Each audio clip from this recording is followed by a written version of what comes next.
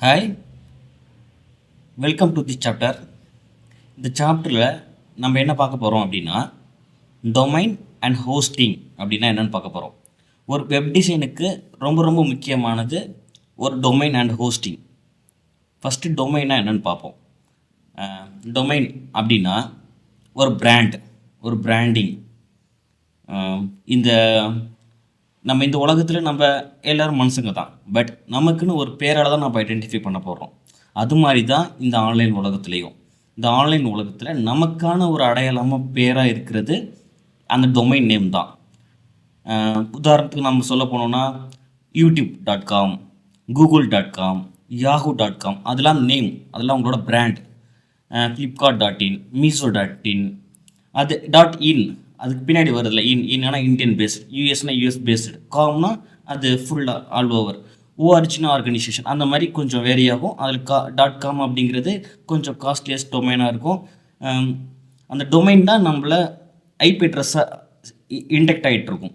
So நம்ம domain name ரொம்ப முக்கியம். அதுதான் நம்ம பிராண்ட் அப்படிங்கிறது காட்டும். இப்போ கூட நான் ஒரு டொமைன் நேம் வாங்கி வச்சுருக்கேன், ராணிமா ஸ்டோர்.இன். அதாவது இந்தியன் பேஸ்டு கம்பெனி, என்னோடய பிராண்ட் நேம் ராணிமா. ஓகே தானே? அந்த டொமைன் தான் நம்மளை யாருன்னு காட்டும். சும்மா டொமைனுக்கு ஒரு உதாரணம் பார்க்கலாம். அதுக்கப்புறம் ஹோஸ்டிங் என்னன்னு பார்க்கலாம். ஸோ இப்போ நம்ம ஒரு வெப்சைட் க்ரியேட் பண்ண போகிறோன்னா, அது நான் உங்களுக்கு இந்த எக்ஸாம்பிளோட சொல்கிறேன், அப்போ தான் உங்களுக்கு புரியும். இப்போ நான் கூகுள் சர்ச் இன்ஜினுக்கு வந்திருக்கேன். இதில் நம்ம வந்து ஒரு லாங் டெயில் கீவேர்டை சர்ச் பண்ணுவோம். World's first milk export country அப்படின்னு நான் டைப் பண்ணுறேன்.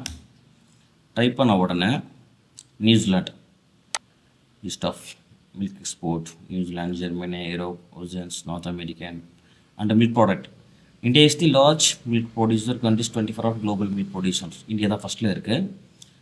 அது ராஜஸ்தானில் அது பண்ணிருக்காங்க. ஓகே, இது இருக்கட்டும், வரலாம். இப்போ இந்த விக்கிபீடியா அப்படின்னு வந்த வேண்டாம், இந்த இருக்குது பாருங்களேன், விக்கிபீடியா, இதுதான் டொமைன் நேம். https:/en wikipedia.org இருக்குல்ல, இதுதான் டொமைன் நேம். அப்படி எல்லாத்துக்கும் டொமைன் இருக்கும். இப்போ இவங்க கூட ஸ்டாட்டிஸ்டா அப்படின்றவங்க கூட அவங்களோட டொமைன் நேம் வாங்கி வச்சுருக்காங்க பாருங்கள். அவங்க இதை பற்றி கண்டென்ட் எழுதியிருக்காங்க. ஸோ இதை பற்றி சர்ச் பண்ணும்போது அவங்க கூகுளில் ரேங்க் ஆகுறாங்க. அப்போ இந்த இந்த நேம் அவங்களுக்கு வந்துடுது, அதாவது இந்த டொமைன் நேம் வந்துடுது. இந்த டொமைன் நேம் தான் அவங்களோட பிராண்டாக இருக்கும்.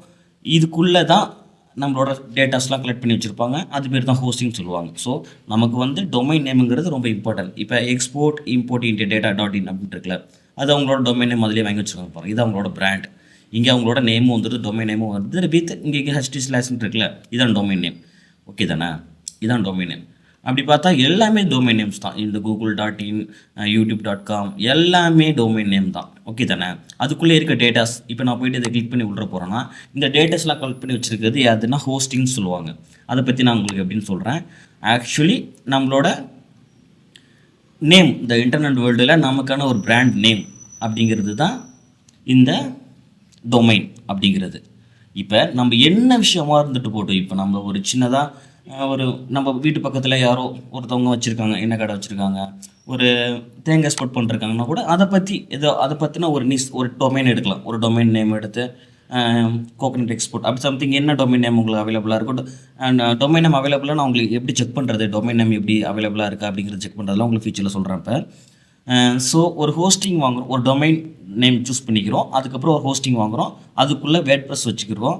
அந்த வேர்ட்ப்ரெஸில் போயிட்டு நம்ம பிளக்கிங்லாம் யூஸ் பண்ணி எலமெண்டர் அப்படிங்கிற ஒரு பேஜ் பில்டராக இருக்கட்டும், இல்லை வேர்ட்ப்ரெஸ் பேஜ் பில்டர் இருக்குது, அதை வச்சு நம்ம ஒரு பிளாக் எழுதுகிறோம், சம்திங் ஒரு வெப்சைட் க்ரியேட் பண்ணுறோம். அவ்வளோதான்.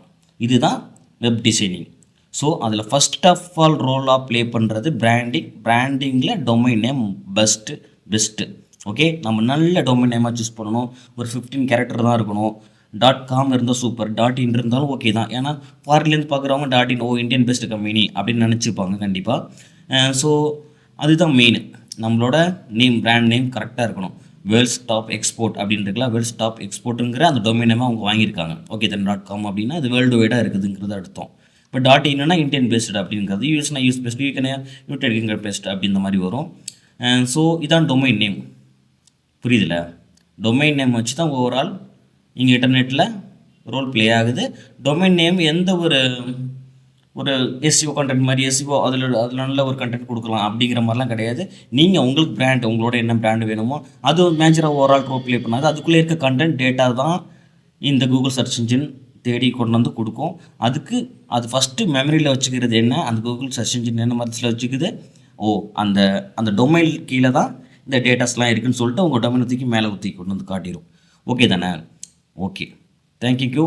நெக்ஸ்ட்டு நம்ம ஹோஸ்டிங்னா என்னென்னு பார்ப்போம். ஃபுல்லாக பார்த்துரும், அவ்வளோதான். இப்போ நம்ம பர்ச்சேஸ் பண்ண போகிறது என்னென்னா ஒரு ஹோஸ்டிங் தான்.